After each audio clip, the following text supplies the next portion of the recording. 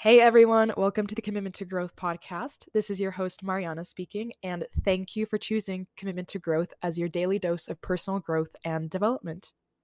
Hello, how's it going, everybody? If you're new, welcome. And if you're not new, welcome back. I am so grateful to have you here today on the Commitment to Growth podcast. My name is Mariana. I'm the host of this platform, here to bring you raw, honest, tangible, actionable self improvement and personal growth information that is most of all enjoyable for us because it's a lifelong process, not a one time thing or one formula that you apply to your life. It is a whole lifelong journey. And because of that, it should be enjoyable, it should be actionable, it should be tangible for us at any given time. So, I am so excited to have you here today. I am so excited about the topic that we're going to be diving into today. It's one that I feel really strongly about. And truthfully, it has been sitting in my notes for months, like 4, 5 months, I think. And I was like, I'm not ready. I need to keep tweaking it until I decided that it's a it's a topic that is going to keep evolving for me and for the personal growth world because science is coming out like every day about the topic of discipline and the topic of mindset and the topic of routines. And as we ebb and flow with the seasons, so do our needs and our priorities. And therefore, the list that I have for you today, I should say, will ebb and flow depending on what your needs are at a given time. So this this topic of living a balanced, mindful, quote unquote warrior mentality is my comprehensive list of things that have consistently worked for me, the areas that I consistently reflect on to assess what I need in a given time for me to be my best self, for me to show up the best that I can. But I also want you to understand that I don't have them. I really dislike the term balance, but I have yet to find a better one because my life is never and has never been, you know, equal parts effort in every single realm of my life. There's always 17% in one realm and 23% in another and 88% in another. Like, that's just the way life goes because we ebb and flow. And so do our needs, and so do our priorities, and so do our likes and dislikes.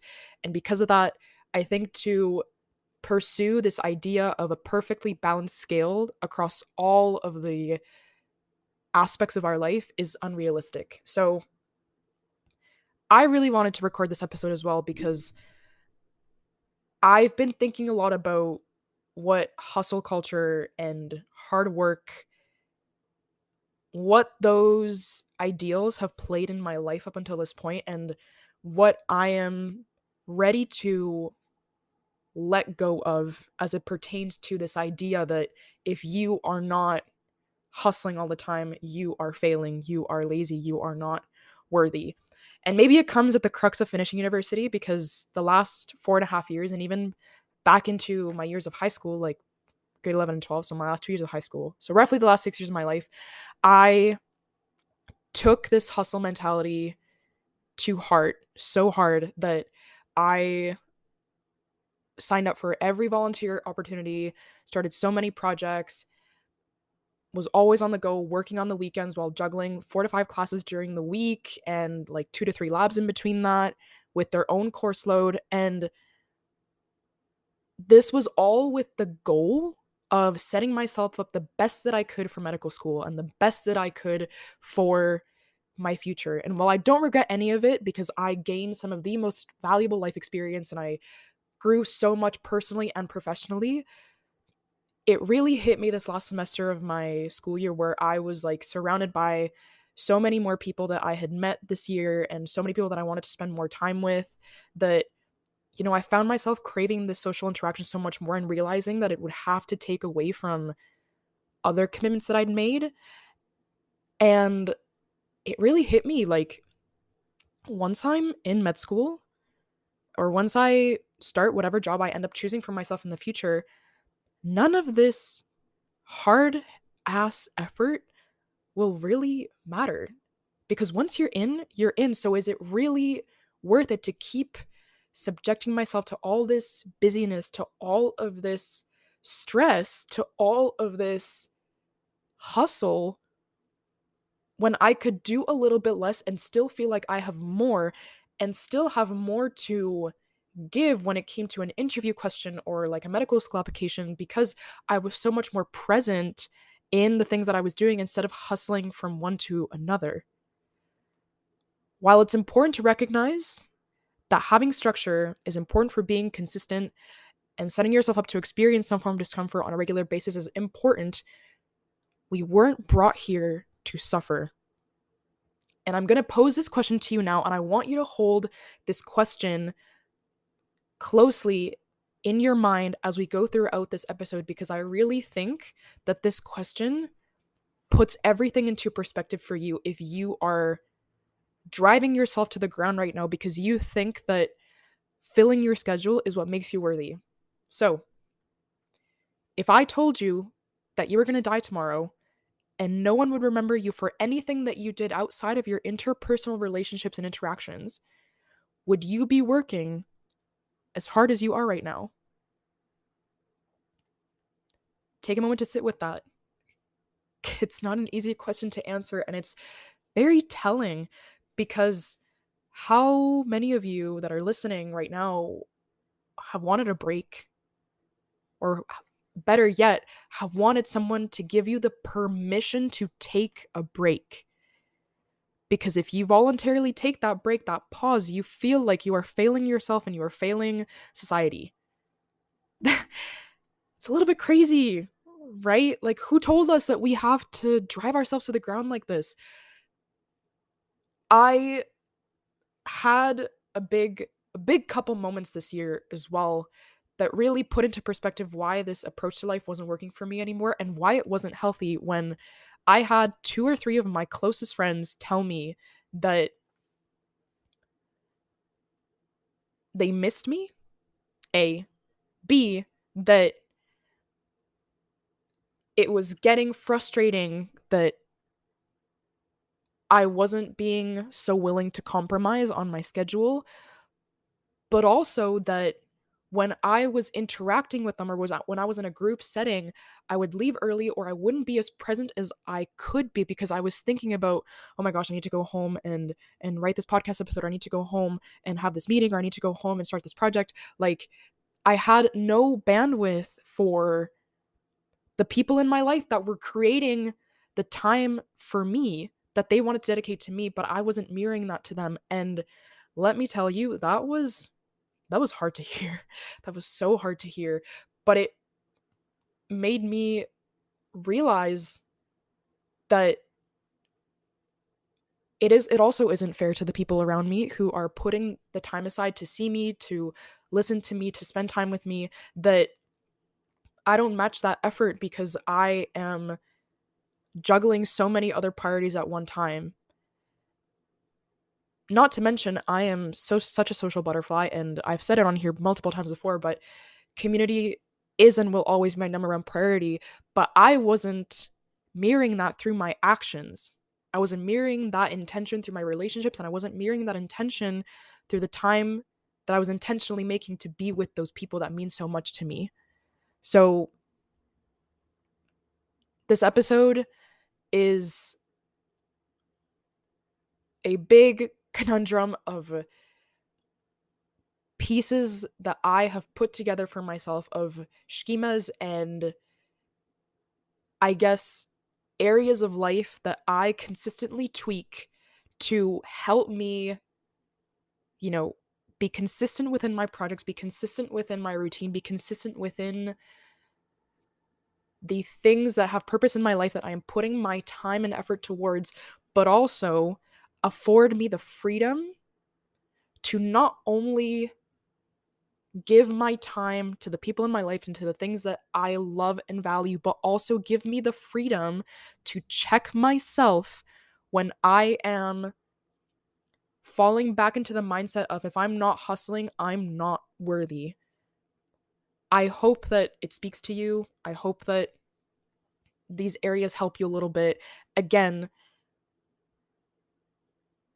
you weren't brought here to suffer, and choosing discomfort is so important. And I really think that this idea of discomfort is emphasized within these pillars, I'll call them. I think that's the perfect word, these pillars. But there is a great big difference between discomfort and suffering. Discomfort is putting yourself in the position to grow by putting yourself in a place where you have to acknowledge your triggers and the things that scare you and the things that you're insecure about and all of that for the purpose of getting to know yourself and getting to know why those things exist and how you can grow from them so that they are not leading your life. Whereas suffering is voluntarily subjecting yourself to pain that you don't have to go through to grow and be better. And I think that that's an ideology that gets very implicitly and also explicitly relayed. There's a lot of people out there like David Goggins who really preach this idea. And while I have nothing against his him and his lifestyle, I really commend him for the message and the things that he's doing with his life and how he has chosen to share his story with other people. But this like Spartan like lifestyle where you are subjecting yourself to these ridiculous physical challenges without any training behind them, where it's wrecking your body and it's driving you to the ground mentally and emotionally.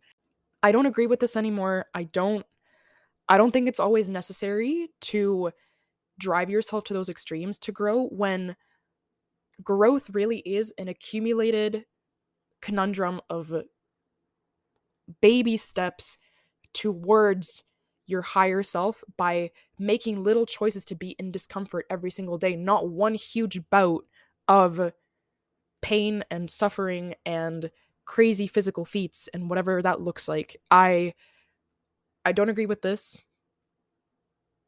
Again, no disrespect to Goggins because he's wonderful and I've read his books and there's a lot of things about his messages that I agree with and people who share similar ideologies to him. But I don't think that for the majority of the population, this is a sustainable mindset. And it's not one that brings a lot of self love and respect because it is personal growth and discipline that is rooted in almost self loathing when that's so not what we're here to do. And that's so not what we're here to have to go through to get to the better version of ourselves. So, with all of this in mind, based on my own experience, my own research and knowledge, I want to compile some lifestyle and perspective changes that have really worked for me and have allowed me to stay consistent, achieve success. Because one of the most frequently asked questions that I get is like, how do you do it all? How do you balance having a podcast and a job and all these other hobbies and a social life while still having time for yourself? I don't have it dialed. I swear I'm not perfect. I'm tweaking these areas of my life every single day. But these are the pillars that I have found the most important to have in the back of my mind, on my schedules, on my list of intentions consistently, and tweak them accordingly to what season of life I'm in, to what my needs are at a given time. So, with all that said, without further ado, let's get into what these are. Again, this is part 1 of a part 2 series. So in this part 1, I will be going through the 5 first pillars of, in my mind, what it means to have a mindful warrior mentality. And in the second part, we'll be going through the last 5. So, number 1, have a solid morning routine that supports the rest of your day. We hear all the time that the morning, the hours of your morning, the minutes of your morning at what dictate how the rest of your day goes, which means that if you start the day with instant gratification in the form of, picking up your phone and going on Instagram or turning the TV on, you will be chasing dopamine in the form of instant gratification for the rest of the day. What I find really helpful in this scenario is A, not touching my phone for the first hour of the day. And honestly, on the weekends, sometimes I go back on this rule because it's the weekend, like whatever. Sometimes I like to scroll on reels on TikTok for a little bit in the morning. I think that's fine too. We owe it to ourselves to not always be locked in and dialed and whatever. But instead, during the week when it is most imperative that you are your best self because you're about to go to work or you have a client meeting or whatever that looks like for you, begin the day by setting yourself up for the best success by visualizing, scheduling your day, because the minute that you put all of your daily tasks in order, you will be less scatterbrained throughout the day and therefore more able to be present and productive throughout the day. And start your day with the hardest task of the day before chasing forms of gratification. So, a really common example is, either starting your day with a hard workout, or if you like working out later in the afternoon because it's the only time that you can, try to start the day with a task that you either don't really want to do or might take more energy for you if you do it later in the day. So, a great example is writing. If you're a writer, writing a book or poetry, or you write articles for an organization or something, have the first 30 minutes to hour of your day be strictly a writing block, because that is when your thoughts from your subconscious from the night before are flowing the best. Therefore, it is the time where you're going to have the best ideas, but also you have the most energy at the beginning of the day. Once you get some water in you, of course, that's important. But once you do that, if you instead of pushing that writing block to later in the day where you've had work or you've taken your kids out or you've taken your dog out, whatever, and you're more tired, you're gonna get so much more work done in even 30 minutes than you would later in the day because you busted that task out first. So begin the day with one of your hardest tasks before seeking any form of instant gratification, because setting yourself up in the morning to be your best self throughout the rest of the day is what is going to achieve you consistent long-term results. So number 1, have a solid morning routine that supports the rest of your day. Number 2, enhance your ability to shift your perspective by understanding the dance that you are doing with your mind at all times. We hear this all the time. Perspective is everything. But also, the dance that you're doing with your mind at all times is that your mind doesn't like discomfort. We've talked about this. It is wired to seek familiarity and avoid discomfort because discomfort takes energy. So what are you doing when it tries to stop you? For me personally, long runs are sometimes like the most daunting task.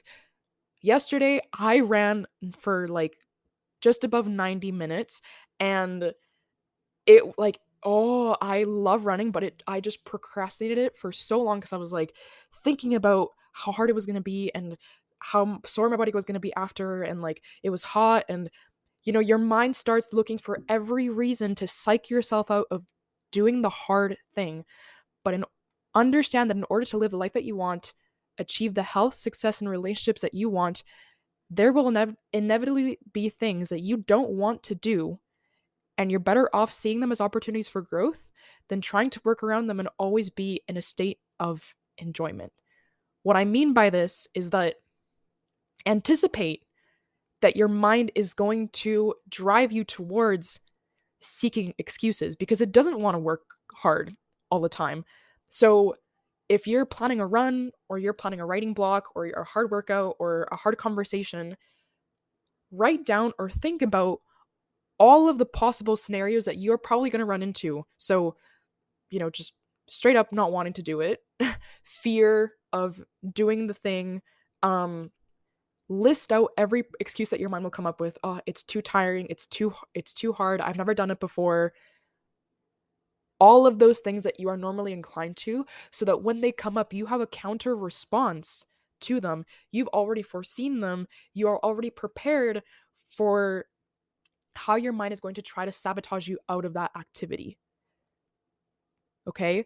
We avoid hard work, and it's easy to believe that we can hack our way through always looking for the easy route, but if it's too easy, it's too comfortable and it reduces your quality of growth. So if you're not running into that narrative often, it's probably because you are living in a bandwidth of discomfort right now that is too little, and you need to expand it. And you expand it slowly by pushing the bounds of it and foreseeing the kinds of self-imposed limits that you will probably put on yourself.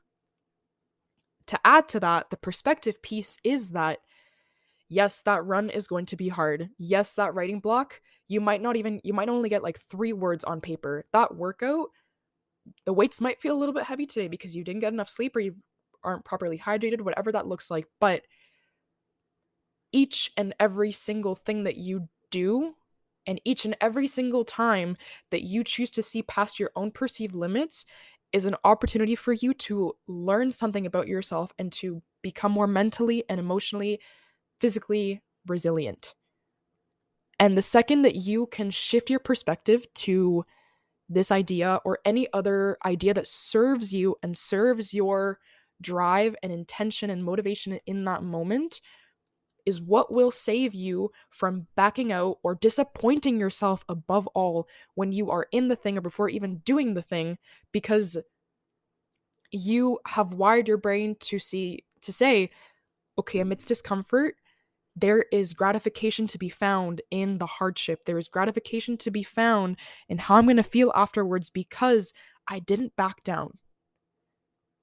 Consider and prepare yourself for the hardships and wire your perspective to voluntarily and automatically see the good in any situation, because once you do that, the hard will feel easier, and therefore you are living life where you are embracing discomfort as it comes to you. So, enhance your ability to shift your perspective by understanding the dance that you are doing with your mind at all times. Number 3, be unapologetic about the things that make you the better you, and that involves prioritizing the essentials. This is where boundaries are really important. So, I think, as I mentioned at the beginning of this episode with those conversations with my friends, flexibility and making room for compromise is so important. And I'm going to be touching about that later in the episode. But amidst that flexibility, I also think it's imperative to have things in your life and in your routine that are non-negotiables, because they make you better and they keep you consistent and they also keep you feeling good. For me, this is my sleep, reducing alcohol, and having ample time in the morning to at least sit down for like a 2-minute meditation or have an extra like 2 minutes with like glass of water and my cup of coffee. These are 3 aspects of my life that I don't apologize for being rigid in. Sleep. Sometimes on the weekends, if I'm out with my friends, I'll get a little bit less because it's worth it and because I choose to have fun. That one maybe is a little bit less on the priority list on the weekends, but seldom. And these fundamentals are crucial to your physical and mental health and will allow you to show up in every aspect of your life, her life, my life, your life. Um, Again, within flexibility, you are allowed to have the things that you don't compromise on, and that you don't allow yourself or anybody else to tell you are not important enough, because if you go back on those things, you will resent yourself later. I gave up sleep for far too long and would let myself be talked into having alcohol at parties for far too long because I was so afraid of what people were going to say if I turned them down or was like, no, I need to go to bed, because it's important for me to have the next day to be productive and to not feel groggy and to not feel hungover. But as soon as I started slowly implementing these boundaries where I was like, hey, I can stay out until this time, or by the way, just so you know in advance, I'm choosing not to drink at this party, whatever that looks like for you, I felt so much happier because I was showing people the true version of myself and where my true priorities lie at any given time. And, the honest truth about this and the other side of this is that there are people who are going to think that it's lame, or there are going to be people who are going to think that you're being too rigorous in certain planes of your life. But those are probably the people that don't really deserve your time, honestly. But you'll also be surprised at the amount of people who truly respect that. I can honestly say that there were probably 0 to none people in my life who like either stopped talking to me or started hanging out with me less when I implemented these boundaries, because the people who want the best for you will respect you and honor you and encourage you to choose yourself, even if it means sometimes compromising time with them or seeing them a little bit less, whatever that looks like, because they love you wholeheartedly as you are. If you go back to about a year ago, from it's now June 2023, I had this conversation with Marissa and Kathleen Holt. Um, Wonderful couple. I had them on the podcast, and they are two of the most incredible people I've ever met. And Marissa talks about this idea that she said at some point in the episode, like, I have all of these bullet points that I have to check off every single morning for me to make sure that I am my best self during the day. And because of that, that makes me high maintenance. And she said that in the episode, and I literally talked over her and said, stop, no.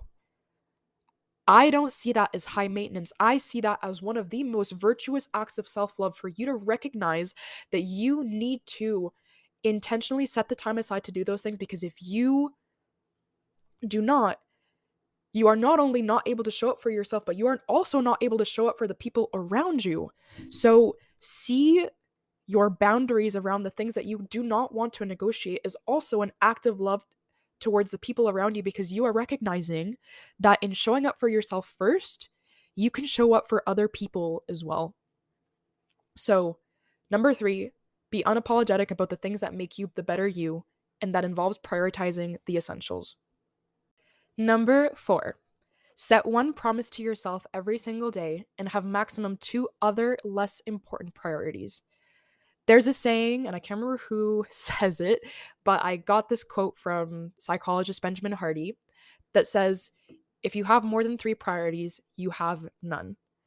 And while obviously, hold your horses, there are caveats and exceptions to this rule, I think that on a given day, on a regular normal day when we're going to work and have our regular priorities and our family and our friends or school, having no more than 3 priorities is what sets you up for long-term, consistent, accumulated leaps and growth within yourself and within the realms of your life that you are working towards expanding.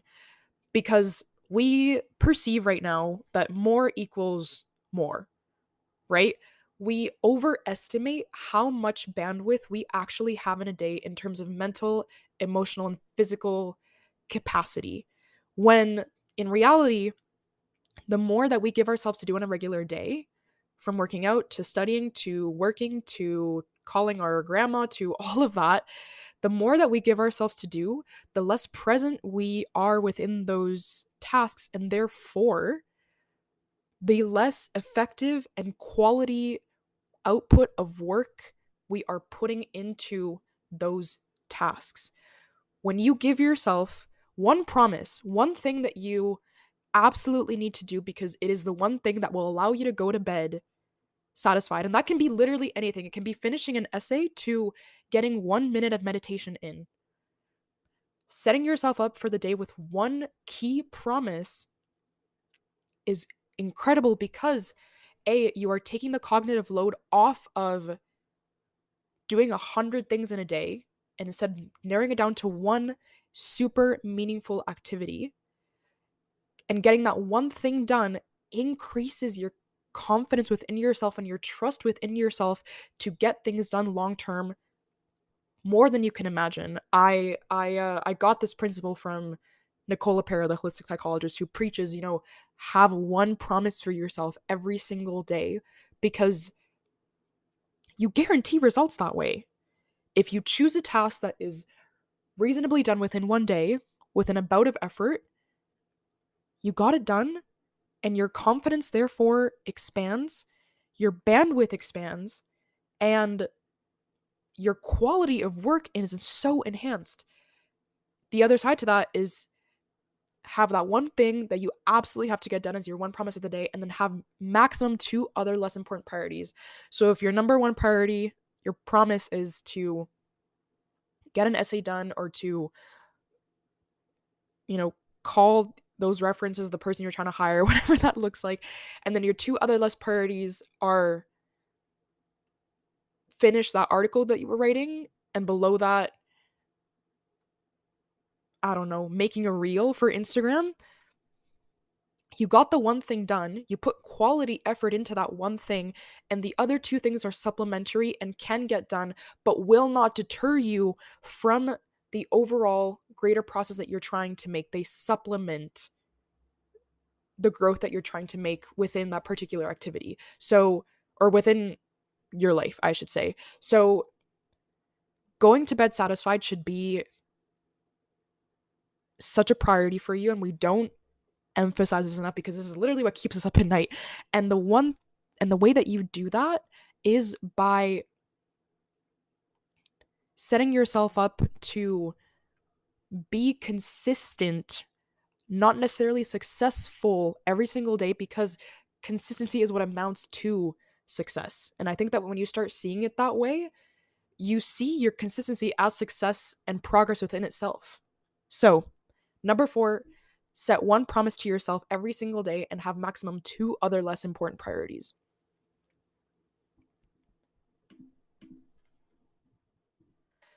Number 5, become an active observer of the things that you do.